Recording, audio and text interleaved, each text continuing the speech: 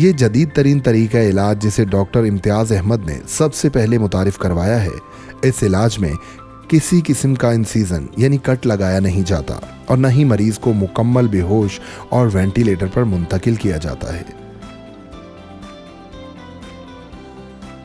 इस प्रोसीजर में एक खास ट्यूब आपकी रान या गर्दन की वेन से आपकी वेरिकोसील तक एक्सरे और डाई की मदद से पहुंचाई जाती है।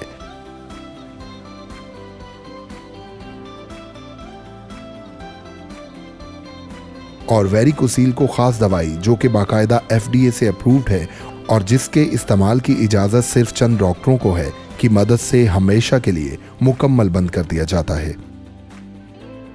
आपकी रिकवरी 3 से 4 घंटों में हो जाती है। अल्हम्दुलिल्लाह इस इलाज का टेक्निकल सक्सेस रेट सर्जरी और दूसरे इलाज के मुकाबले में 99 से 100% तक है।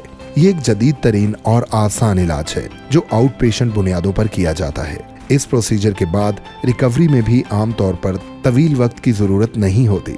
सिर्फ 3 से 4 घंटे बाद आप अपने घर जा सकते हैं और उसके बाद मरीज को किसी किस्म की ताहयात दवाइयों और ऑपरेशन की जरूरत नहीं होती। यानी कि आज अगर आपका इलाज हो तो कल से आप अपनी मामूल की जिंदगी को ज्वाइन कर सकते हैं।